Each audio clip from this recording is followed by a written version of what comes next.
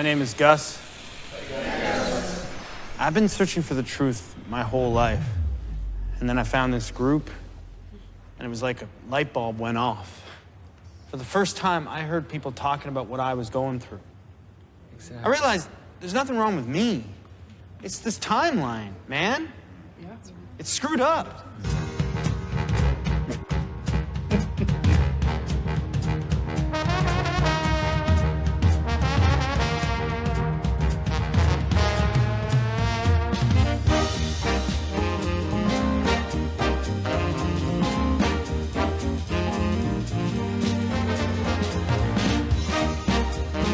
The views expressed on the following broadcasts do not necessarily reflect those of KHLT, Take 12 Radio, or our affiliates. The opinions on this show should not be considered as medical, psychological, or professional advice and are those of the host, co-host, and guest. Take 12 Radio and KHLT Recovery Broadcasting are not affiliated with any particular 12-step fellowship.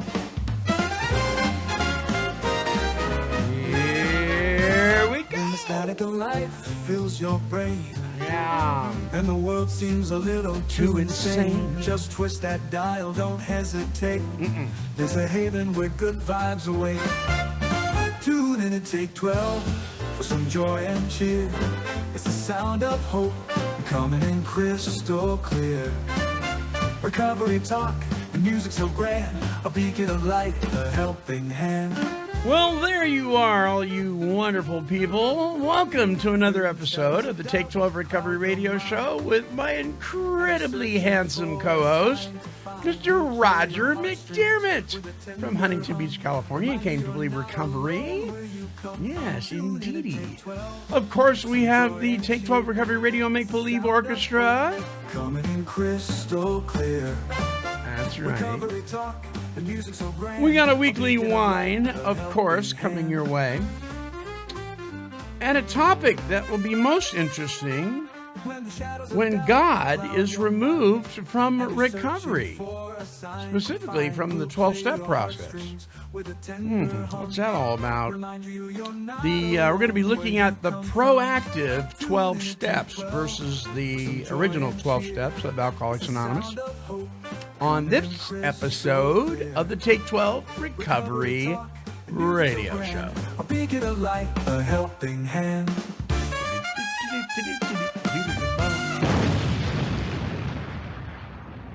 Hey, listen, right off the bat, I want to say this. Thank you for our new subscribers. Listen, if you have not subscribed yet, we ask that you would like, share, and subscribe to this show, particularly on our video feed, our YouTube channel. And it's very simple how to get there. Go to take12radio.com and click on the YouTube link. We would appreciate that. Hey, coming up, Roger and I, if you would like to meet Roger and I know you would, we are going to be part of the Came to Believe Recovery Retreat, 12-step retreat and workshop, really is what it is, coming up June 19th through the 21st at the Sarah Retreat Center in Malibu, California. Now, listen, I got to tell you, I'm just going to read this right off the website. The Sarah Retreat sits atop a 26-acre knoll of beautiful Malibu, California, with views of the Pacific Ocean as well as the Santa Monica Mountains. There are paths and walkways with benches for our guests to read, meditate, and enjoy the manicured gardens. The center has 2 large conference rooms, a room accommodations between 25 and 35 people, and the Sarah room accommodations between 35 and 120.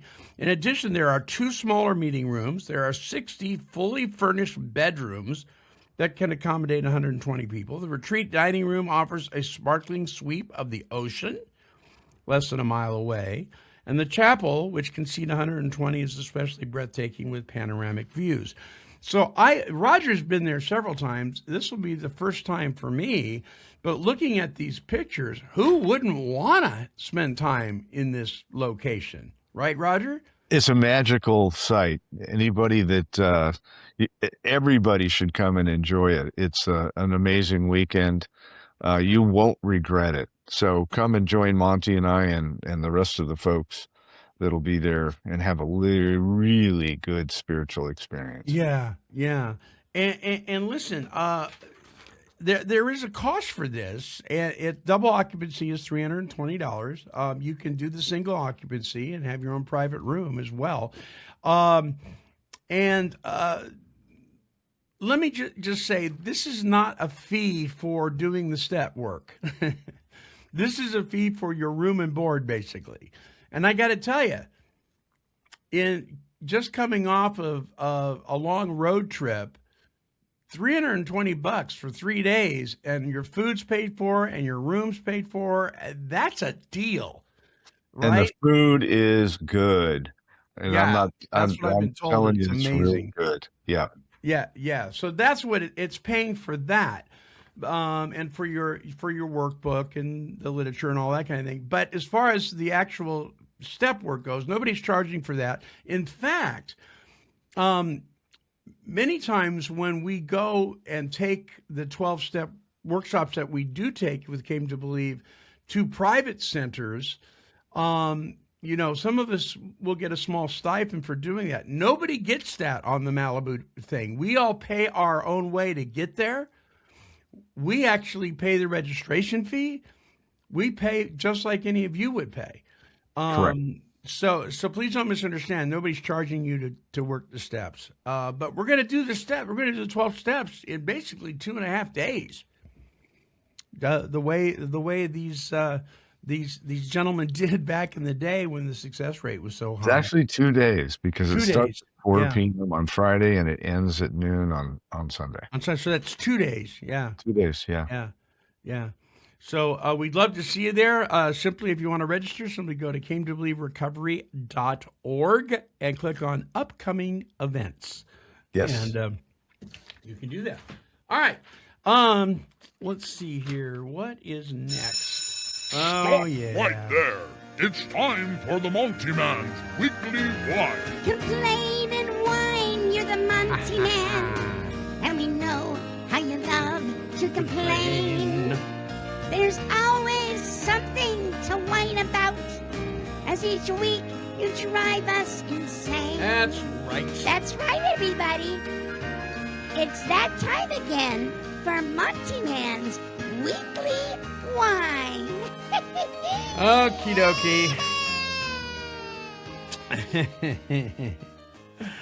Okay, I may have mentioned this before, but I got to mention it again. So I pull into our local Safeway store, and I have a little handicap thingy that put on my mirror, and I park in a handicap spot. There's like 6 of them open, and I just pull in there, and I walk up to the door, and now, mind you, Safeway doesn't close until like 10 o'clock or something like that, and the door's locked. I'm like, what?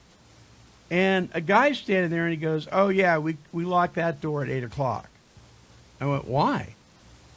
He goes, "It's just our policy. You'll have to go down to the other end of the store." Now it's a big Safeway, right? So here I am with my cane and my bad hips and knees, and I gotta walk way far away from the handicap area to another entrance, just to walk all the way back in the store to the area where the other entrance was.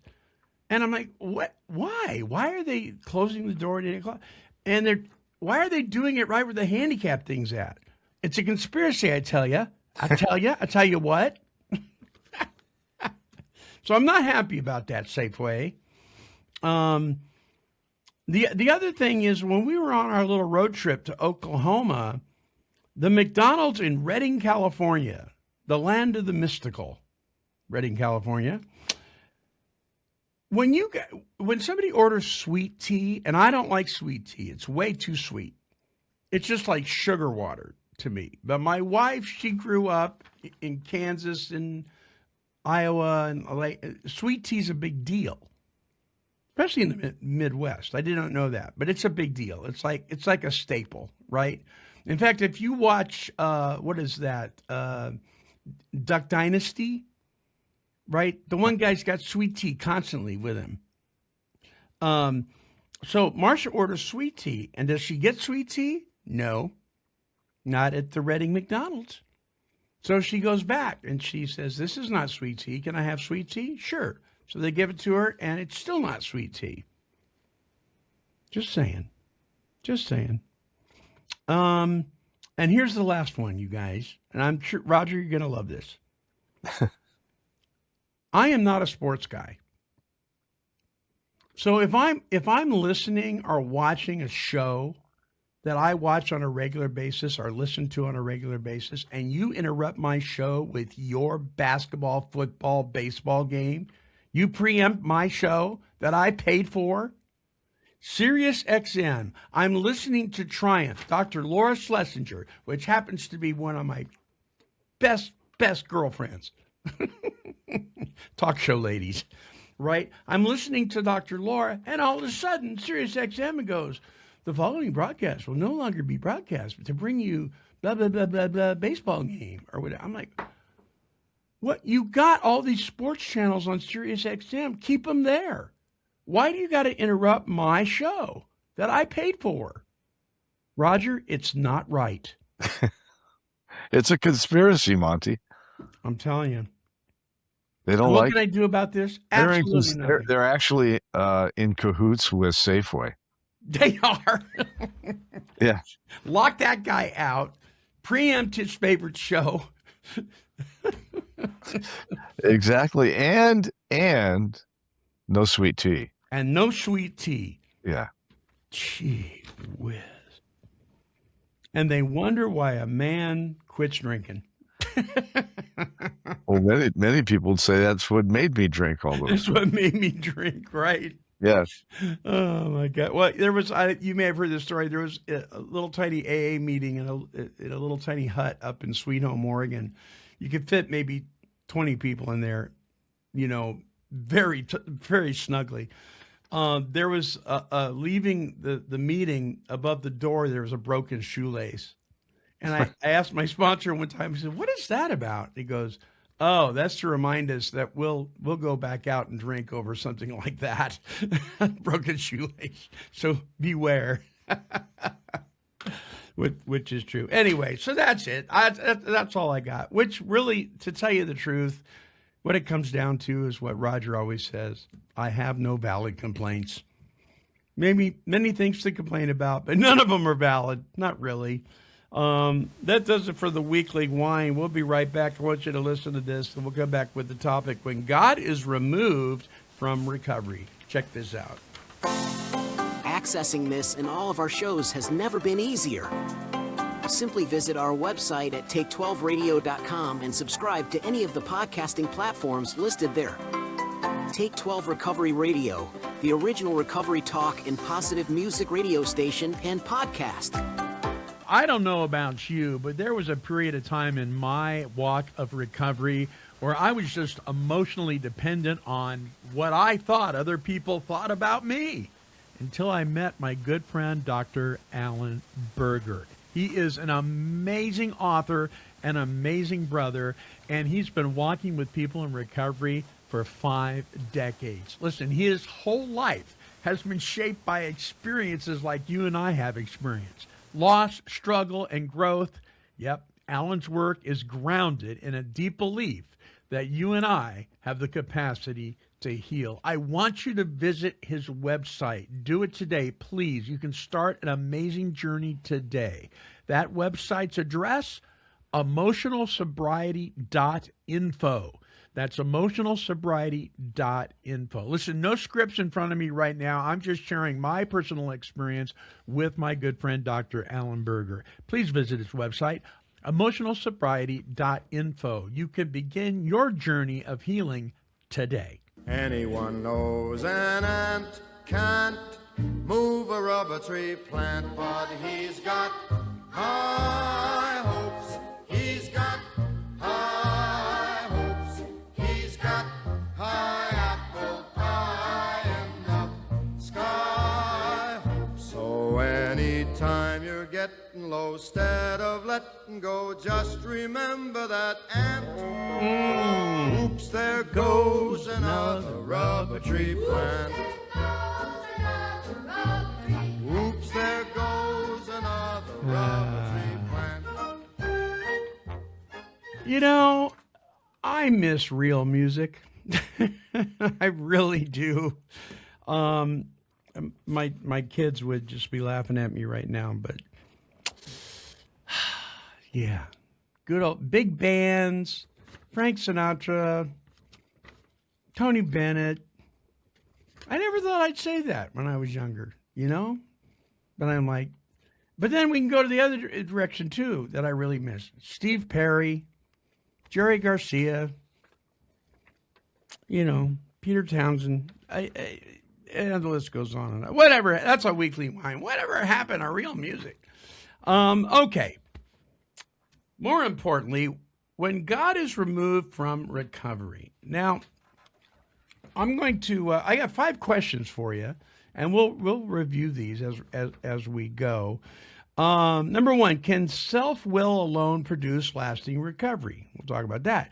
Number 2, what is the difference between behavioral change and spiritual transformation? Number 3, how does dependence on God differ from dependence on people? 4, why did the original authors of the 12 steps emphasize a higher power? And 5, what role does faith play in maintaining long-term recovery? So we're gonna kind of address those here as we go through this. So I came across a website that had the proactive 12 steps.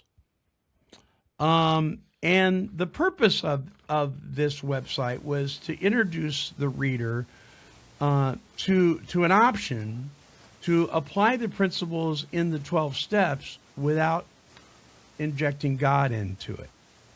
Now, I don't know how you do that if you're applying the principles of the original 12 steps. Well, you don't. So these are not the original 12 steps. These have been altered.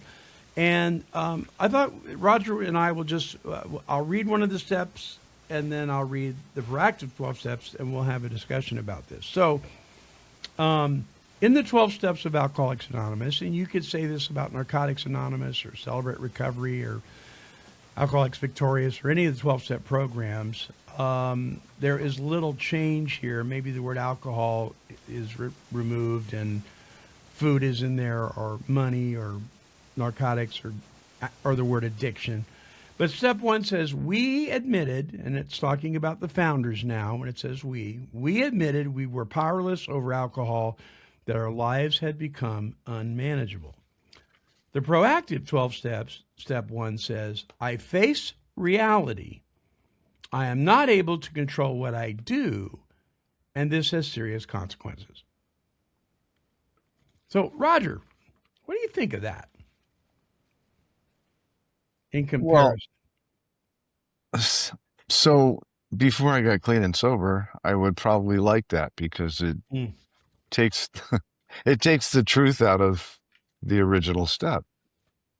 I mean, Bill and Bob met because their life was unmanageable, and Bill needed someone to speak to, and that's how they met. And when we have something that works so well, why do we change it is always my question. If it ain't broke, don't fix it. Right. I mean, all those stupid cliches that I thought were stupid my whole life are profound. You know, that if it's not broken, why am I changing it? What is the point? If self-centeredness has to be smashed, like it says in the big book, or it will kill us, why am I changing that core foundational fact? Yeah. Why? Why would I? Why? And you know, as we read these proactive 12 steps, one of the things that that listeners, you're gonna find, the common denominator is the word I. And not we, or not God, because they've removed that, and that's a problem. If selfishness and self-centered and our ego is the problem, if the I is the problem, why am I focused on the I? So step 1 says we, because they came together because they knew they were in trouble. we admitted we were powerless over alcohol. Okay, in the proactive 12 steps, step 1 says, I face reality. Well, that's good for you. I'm glad you do. I am not able to control what I do. Well, wait a minute. Hold on here. If you're not able to control what you do, how in the world are you able to do anything? It's a total contradiction. And then it says, and this has serious consequences. No doubt. I can't wait till we get to step 2 because I'm sure that, yeah. So it doesn't even make sense. It doesn't. It just doesn't make sense at all. Why am I doing steps to change my life if I'm capable of doing reality and recognize? I lied and cheated and stole. I didn't ever do reality. I drank and used because I wanted to change my perception of what was real and to change the fact that I actually knew what was right and wrong. But in order to do what I already knew was wrong, I had to change through drugs and alcohol. So may I just say that if it's like, why do I want to change something if I'm not able to do it? Well, anyway, so here's the thing. These proactive 12 steps may work really well for somebody who is not powerless.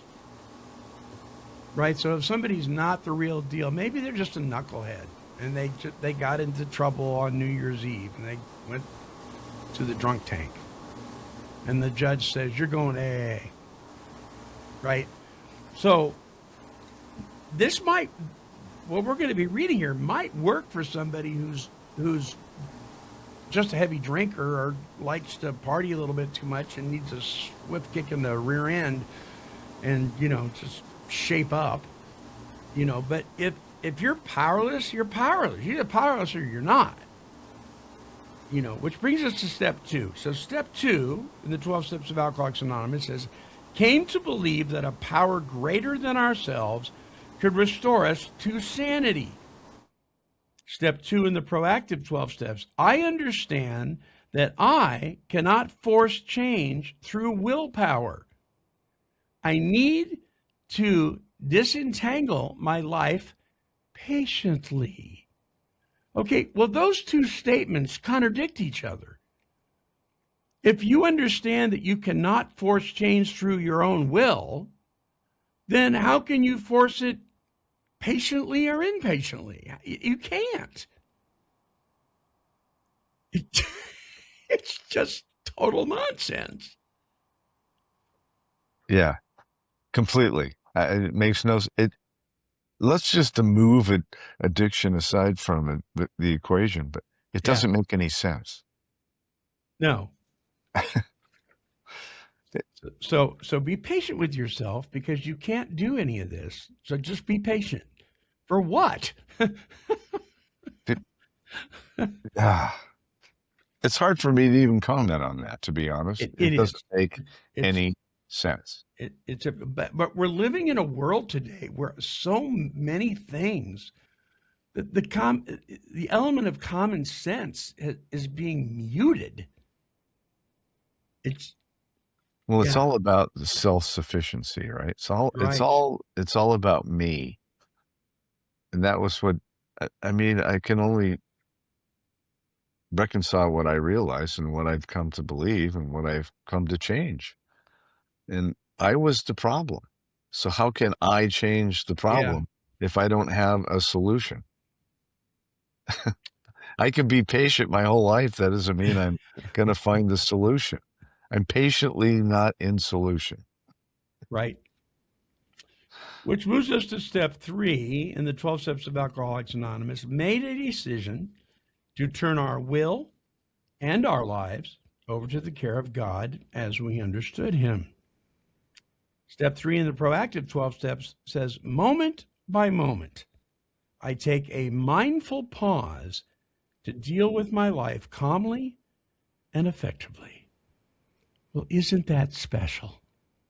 How does that change anything?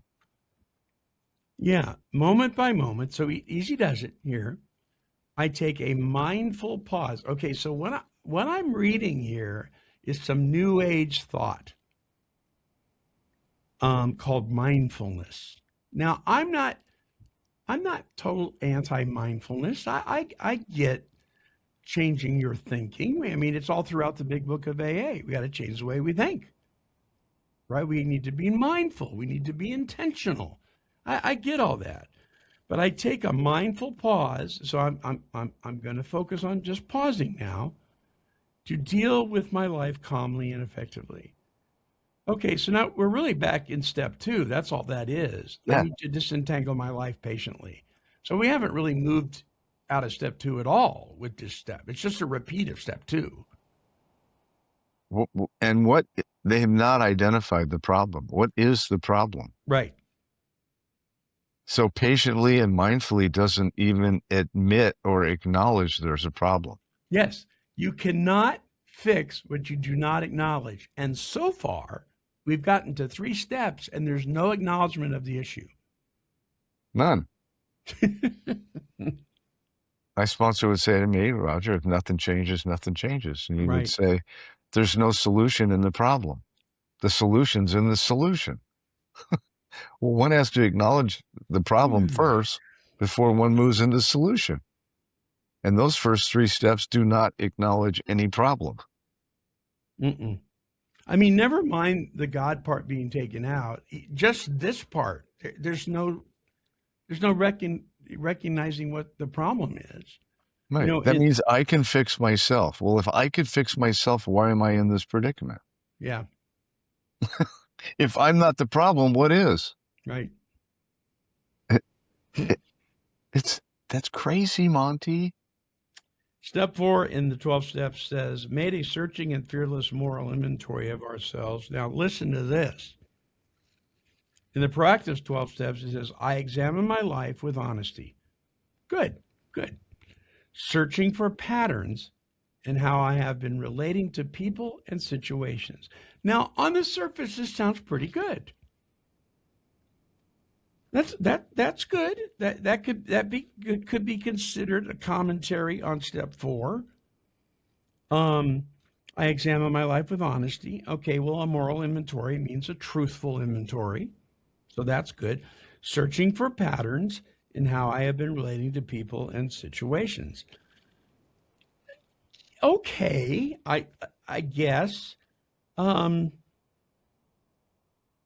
Well, after I do that, Monty, what's the solution? Now what? Now what? Yeah. What's next? Now what? So I'll tell you now what. In step 5 of AA, it says admitted to God, to ourselves, and another human being the exact nature of our wrongs. So those patterns that we were searching for in the proactive 12 steps, there's got to be a nature to them. There's got to be something that's fueling them, right? But it doesn't say that. In step 5 of the proactive 12 steps, it says, I explore these patterns and describe them to another person, noticing the healing power of compassionate listening. So the person explores the patterns. What does that mean? Explore the pattern. Okay, so I'm recognizing what the pattern is in relating to people and situation, and I describe it to somebody else, but there's no recognition of the nature of these patterns. What's fueling them? What's behind them? So if one of my patterns is every time you talk to me, I say, yeah, but that's all I recognize is that I do that. We can't get anywhere with that. Okay, so why do you say, yeah, but? Why do you always have a contrary opinion? Why do you think that is? But see, we're not exploring that at all. We're just talking about confessing it here in the proactive step 5 and recognizing the healing power, the compassion of the person listening. Isn't that sweet? You know what? So far, there's no work being done here. No.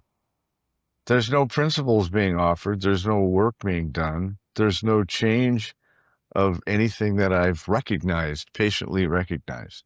That's like, okay, so something that you and I have been talking about is a problem with an automotive vehicle. We got a Yes. car that's got a problem. Mm-hmm. So you and I patiently discuss that there's a problem with the vehicle. But if I don't go to someone to help me identify the problem, Yeah. it can't be fixed, no matter how patient you and I, Right. right? I have to go somewhere, have someone who knows better than me, who's an automotive expert mechanic, and identify the problem. They usually have to reproduce the problem, and then they isolate and fix the problem. I don't hear any of that in these first 5 steps. Step 6 of the original 12 steps, we're entirely ready to have God remove all these defects of character. So we're getting ready to have God remove these things that are fueling these behaviors.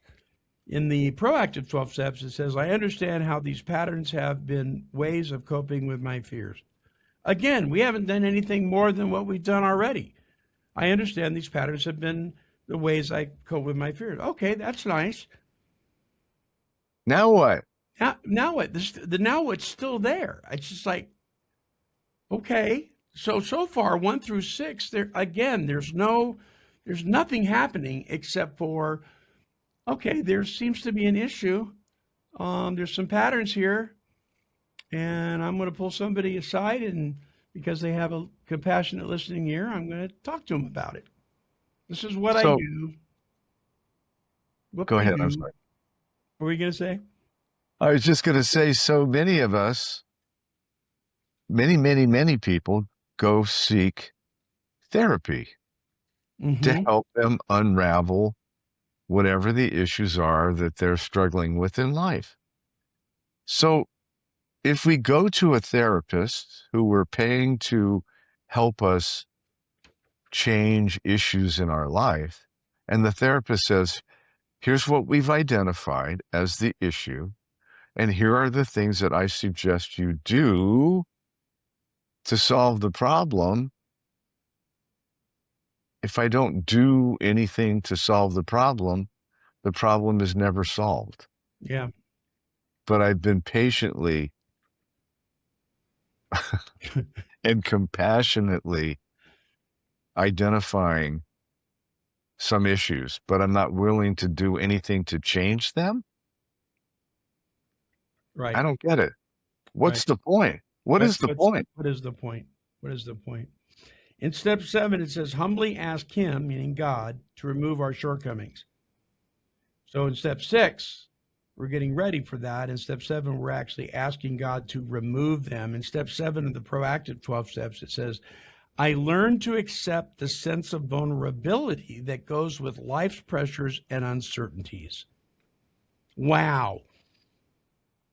So in step 6 of the proactive 12 steps, I understand that these patterns have been ways of coping with my fears. So I recognize these patterns probably aren't healthy, and this is how I've been coping with them. But in step 7, I learned to accept the sense of vulnerability that goes with life's pressures and uncertainties. Yeah, that's just the way it goes. That's just life. I just need to accept. That's the problem with that chapter that talks about acceptance is the key to all my problems today. The author of that wish they hadn't written it that way. There's material that would suggest that the author would have changed that if they could have, that God was the answer to all their problems, not acceptance. Well, this kind of goes along with that thinking. I just need to accept it. Really. I'm sorry. When my let's quote the proactive 12 steps, when my patterns are unhealthy and they're causing issues in my life and the people around me, I don't need to accept that. I need to absolutely stand against it firmly and walk into battle over this thing because it is harming me and my loved ones, and there's got to be something done about it. Not just sit back and accept the uncertainties. Come on. But that's the world we live in now, isn't it, Roger?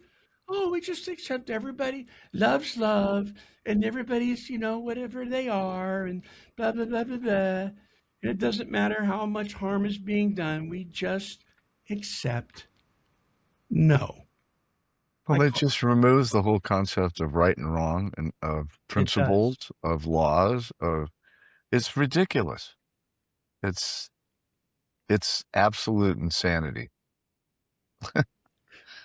So I love what Dr. Paul wrote about acceptance, but that is at the end of a fact that you've already made a decision for God. Yes, that is true. So it's the reality of the way things are right now. My sponsors say you're right where you're supposed to be. That doesn't mean I like it. It doesn't mean it's fair or unfair. It just means it's real. And my job is to do the next indicated step based on the reality of the situation. It doesn't have anything to do with, so the acceptance is what I'm seeing is real. I don't get to say it's not real. It is real. Yeah. But I have the power of God. I have the power and the principles of the steps to tell me how to respond in any given situation. Sure. So I love acceptance, but you can't take it out of context in the power of the steps, the power of acknowledging my problem, accepting the problem, and then going to God, finding a power greater than myself, going to God, asking him to change me and help me, navigate life on life's terms, one moment at a time each day. Amen. I don't have to change reality. I don't have to. It's just a matter of it. It is that line, which I used to hate, right? People say this all the time. It is what it is. I didn't like that at all, but you know what? It is.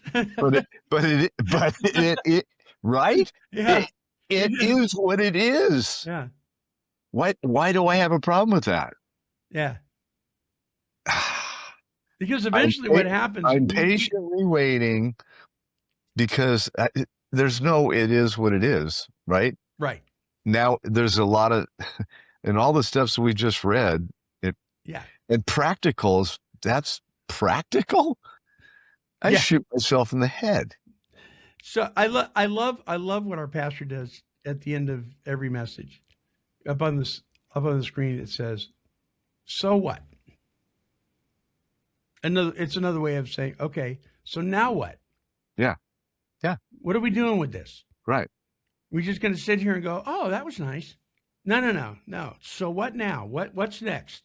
What's our next step? What's our marching orders? In step 8 of the 12 Steps of Alcoholics Anonymous, it says, made a list. These are marching orders. Made a list of persons we had harmed and became willing to make amends to them all. In the proactive 12 steps, it says, I explore alternative behaviors and rehearse them in a safe meeting or in a safe setting. I explore alternative behaviors and rehearse them in a safe setting? What? See, nowhere in these first 8 steps is there any principle or truth. No. It's all completely self-will, self-contrived. Yeah. Self-power. If I could fix myself, I would have. Right. If I acknowledge that I'm the problem, I need assistance and a power greater than me to change me. And then I fully commit to that and do it. And when I do that, I never regretted it. Never. Yeah. So it's like, but if you put me in a safe room, what does that mean? And patiently, I'm just like, I'm losing my mind right now. I'm floored. Step 9 in the 12 steps says, made direct amends to such people. What such people? The people we had harmed. Whenever possible, except when to do so would injure them or others. The proactive 12 step says, I apply these new mindful behaviors whatever those are, in my everyday life, I sincerely apologize to people I have hurt, except when counterproductive. Wow. I don't have to apologize to anybody because it's all counterproductive. Because people are sick and tired of hearing I'm sorry. I Yep. apologize? There's no repentance there. There's no turning away from and going in a different direction there. There's just excuse making. That was me. Apologize. That was me. I said I'm sorry for everything, never admitting that I was really wrong. I just said I just wanted the heat off. I wanted somebody to not be mad at me, but I didn't actually acknowledge that I made a mistake and that I was not going to do that again. And I'm going to make amends. Yeah. So it's interesting, Roger. So I apply these new mindful behaviors in my everyday life. What mindful behaviors? Well, let's go back to step 8. I explore alternative behaviors and rehearse them. What's the alternative behaviors? They haven't even said. No, that's what I said. There's no principles. There's no principles here. What behaviors? Yeah. In the original 12 step, the behavior here is making amends. There's an amends process. There's an action that's taken. There's prayer. There's actions done in prayers. There's admitting to God, to ourselves. There's action going on. There's actually behaviors that is spelled out here. What we do, not in this. It's just a bunch of bubble gum. Oh my goodness. Step 10, continue to take personal inventory, and when we were wrong, promptly admit it. Step 10, and proactive. I keep paying attention to the causes and effects of my actions. I act accordingly. It's so weird because it's like it's just saying the same thing over and over and over again. And there's nothing outside of self. It's all self. Yeah, in fact, every one of these, except for the last one, says starts with I. And the last one starts with my. I hearken back to, you're not a sports guy, but I played sports most of my life. Yeah. And you would always hear, there's no I in team. Right. I've heard that. Yeah, I've heard that. Yeah. And it's a fact. In any organization, the more cohesive all of the people in the organization are, the better it is. Yeah. In the case of a team in sports, or any team, any company, any group, any church, anything, if they're united by a common goal and have common principles and rely upon one another and in prayer and God to do the right thing at the right time for the right reason in the right place to the right person, that doesn't have anything to do with self and me and I. It's so crazy. Mm-hmm. Well, it's a direct reflection of our world today. Absolutely. It really is. All right, let's look at step 11. Sought through prayer and meditation to improve our conscious contact with God as we understood him, praying only for knowledge of his will for us and the power to carry it out. In step 11 of the proactive 12 steps, I make space in my life for mindful reflection. Okay, we're back to reflecting on my stuff. A sense of meaning and purpose naturally arises from that. Naturally? So, making space in my life to reflect on my old behaviors, maybe some good stuff. As a result of that, a sense of meaning and purpose naturally arise from that. Well, isn't that special? Okay. So we're back to so what? It's so empty. Let's move right into step 12. Having had a spiritual awakening as a result of these steps, We try to carry this message to alcoholics and to practice these principles in all our affairs. Step 12 of the proactive 12 steps. My life reflects a growing sense of respect and compassion for who? Myself and others. I share this process with others who are struggling. What process? I don't get it. So far, all we've read is I have some behaviors that just aren't working well, and so I reflect on them over and over and over again, and I realize they're not working well, and I share that with somebody, and then I realize they're not working well some more, and then I reflect on them some more, and then I think about them, and then I pause, and then I reflect on them some more. Hey, and Monty, I'm very mindful about them. I need to That's all pause. this is. I need to pause for one moment. I'll be right back. Okay. I'm going to reflect on my problems right now. Okay. Okay. So I'll be right back. Roger will be right back. We've drove him crazy, listeners. Yeah. So while Roger's stepped out for just a second, the opening of this on this page where I found these says, through trial and error, I developed the serenity to accept what I cannot change, and courage to change what I can, and the wisdom to know the difference. Through trial and error. I'm not sure I know what that means. I guess the person is trying and it doesn't work, so they try something different and that doesn't work until they discover what works. I suppose that works in some things in life. Not really sure. But that's the Know God Serenity Prayer. So I'll read it again when Roger comes back. So listen, we would really appreciate your thoughts on this. Maybe these work for you. If they do, great. I think that they might work for somebody who just needs some guidance and maybe some positive affirmations, and that's going to work fine. But I apologize. I'm back. Okay, buddy.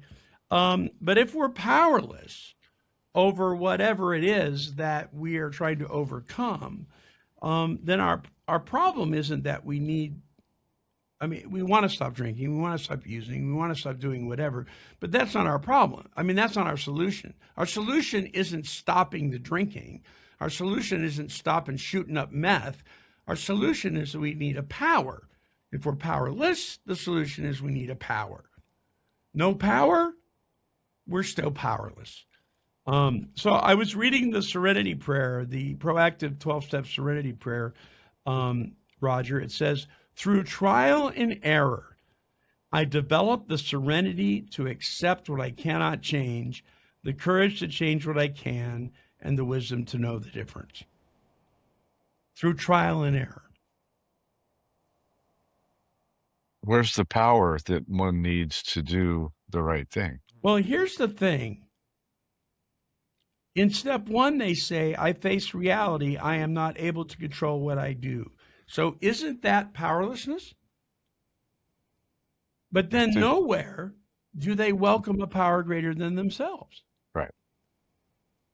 There's no recognition that there is a need for a power greater than oneself. No. So our email. I don't know how anybody. I don't either. There's no logic in this, that's for sure. Our email address is take12radio@comcast.net. TAKE, the number 12 radio at comcast.net. We really would like to hear from you. Maybe you think we're totally out in left field somewhere with this. And, I'm all for let people be people and let them do what they're going to do. If these 12 proactive 12 steps help you live a better life, great.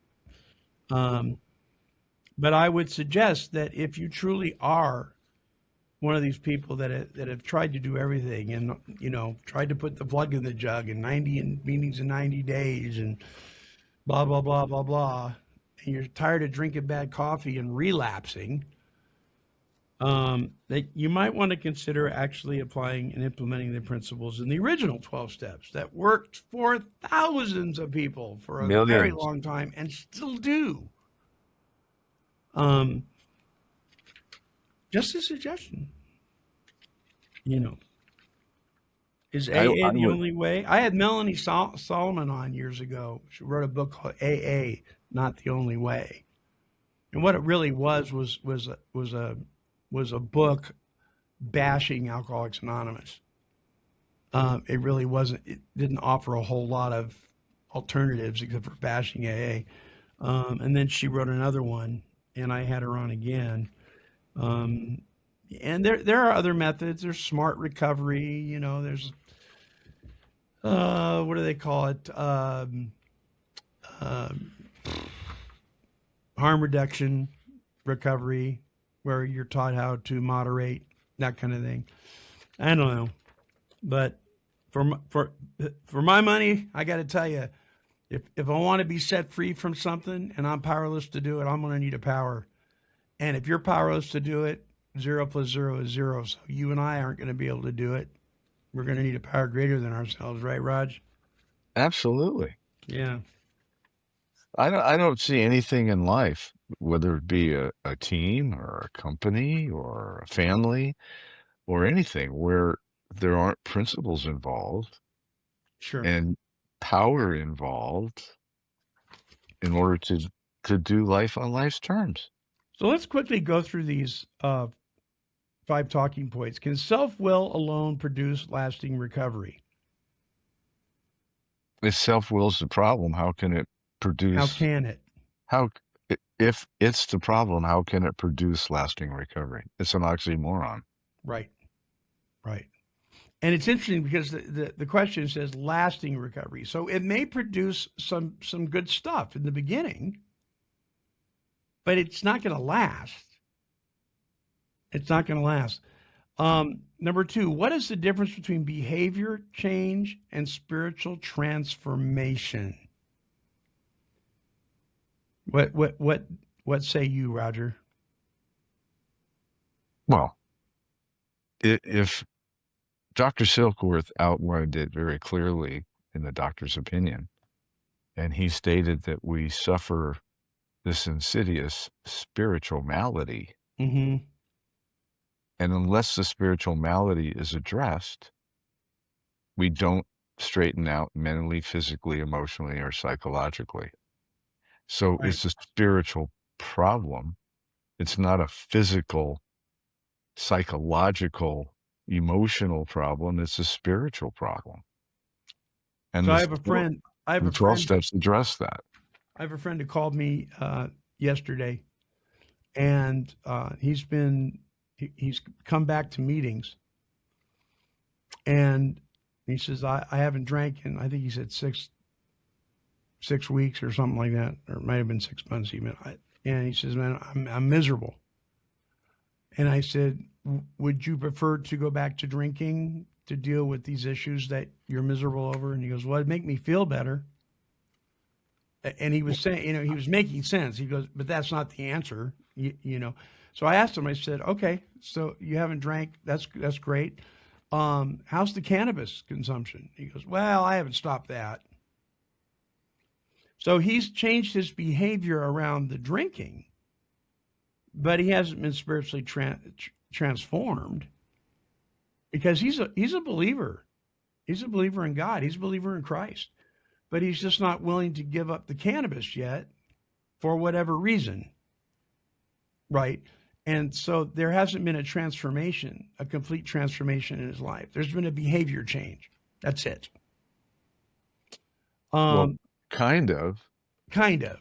I mean, he just substituted one for medicated. the other. It's not really a change. It's a substitution. Right. He's just changed seats on the same bus. That's all he's done.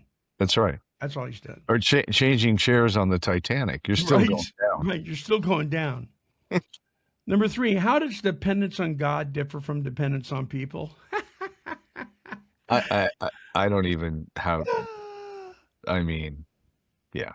So one of my favorite quotes in the Big Book of Alcoholics Anonymous is in the chapter Working with Others. And it says, remind the prospect, so that would be the newcomer.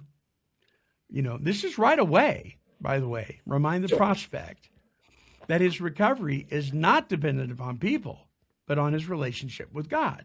Yes. We don't want to say God to the newcomer. You'll scare him off. Well, not according to the Big Book. You tell the newcomer that right away. Just so you know, your recovery isn't going to depend on all these people sitting around here whining about their day. Just so you know. It's going to be dependent on your relationship with your Creator. Welcome. Can I get you a cup of coffee? Yeah. I always, it's like that line that people always say that, don't tell the newcomer about God, you might chase him away. Well, then he's not willing to recover from a hopeless state of mind, body, and spirit. Yeah. It's not like we don't preach at him, we don't beat him over the head, but we report the facts as they are in the Big Book, in the textbook. Sure. And we report exactly what happened to us. If that chases them away, why are they here? Right. Right. Number 4, why did the original authors of the 12 steps emphasize a higher power? Because they couldn't do it. They knew it. We can spend a whole show on the history of why they did that. But bottom line, it just came down to the fact that they tried and they couldn't. So They recognized that they needed a power greater than themselves. And it wasn't the ocean. Stop it. It wasn't electricity. Come on. And the last one, what role does faith play in maintaining long-term recovery? What say you, Roger McDermott? What role does faith play in your long-term state of recovered? Well, it's everything. Yeah. This is the analogy I use. If you don't like the dark, if you flick on the light switch, you have 100% faith that the light will go on. Yes. Which eliminates the dark. When I put the key in my automobile, I have 100% faith that the car will start. It's like, what is my issue with having a relationship with our Heavenly Father? A power that has created everything. And the closer I am to that power, which the book says that power is capital G-O-D, what is my issue? So my faith, one of my favorite acronyms, FAITH, is fear and insecurity, trust him. And he'll never let you down. Yeah. He might disappoint you because we put him in a box. Sure. And we set expectations. But he promised he'd never leave you, never forsake you. Yeah. And I think the answer to the question is the I thing again. These proactive, that's just such a contradiction. These proactive 12 steps keep you in self. They keep you away from the Creator. Yeah. And the enemy of our soul, that's his big thing. If he can create something through well-meaning people that looks good and feels good, and you don't have to give up the I, man, people are gonna go for that. He's won. Yep. And then he's won. Yep. And then he's won. It's a spiritual battle. It's spiritual warfare. That's what this is all about here. Bottom line is there are certain things that will try to trap you and keep you away from a relationship with your Heavenly Father. And this proactive 12 steps or the New Age 12 steps or whatever, they are part of it. They sound pretty good. They don't show up as, we're going to, sacrifice children on an altar in the woods. You wouldn't stomach that. But they show up as these nice, mindful things to consider. Sorry. If you've tried something like this and you're still struggling, we may have a suggestion for you. Email us at take12radio@comcast.net and let's have a discussion. All right. Roger, closing thoughts. Yeah, anybody who's out there who thinks they can fix themselves, I would suggest that you try some alternative. There's power in the word we. There's power in principles that I get to apply to my life. And if you have a challenge with God, I encourage people to get on your knees and scream and yell at him and tell him everything you think, but have a conversation with him and watch what happens. Yeah. Challenge God to show himself to you, and he will. Yeah, there you go. All right, good. All right. One of my favorite rock and rollers, and I know one of yours too, Roger, Mr. Joe Walsh, with his song as we close out, One Day at a Time. Here's Mr. Walsh.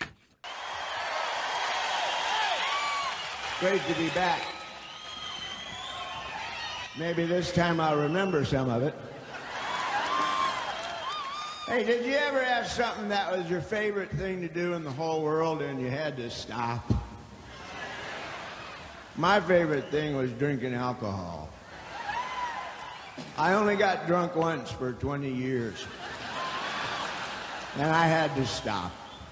So this song is called One Day at a Time. It's a new song, and it's about relevant stuff.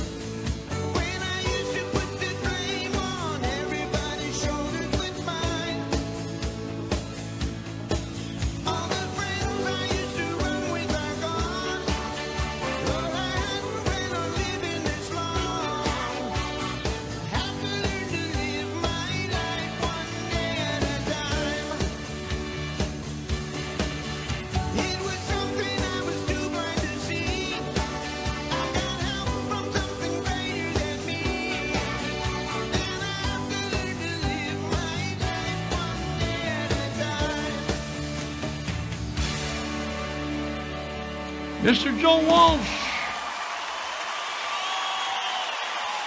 Now, listen, the 12 steps were originally built on a foundation of dependence upon God. When God is removed from the process, recovery can become centered solely on human willpower, self-knowledge, or the opinions of other people. While these things have value, they are often not enough to overcome the deep spiritual brokenness, fear, and self-centeredness that fuel our addictions. The steps point us towards a power greater than ourselves because lasting freedom requires more than self-improvement. It requires spiritual transformation.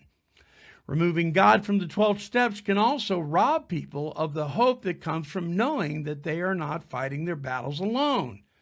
The spiritual principles found throughout the steps, surrender, faith, confession, forgiveness, and service, are rooted in a relationship with God.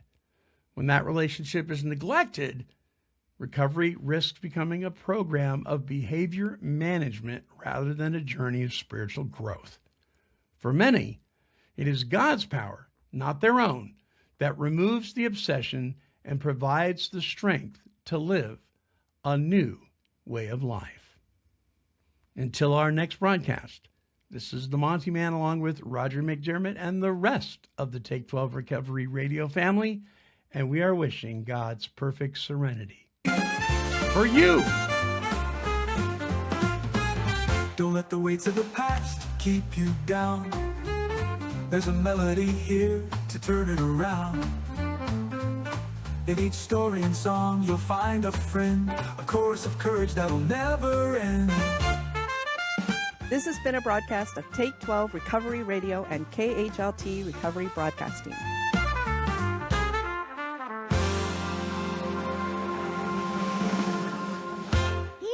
Kitty, kitty, kitty, kitty. This has been a Chicken and a Pig production.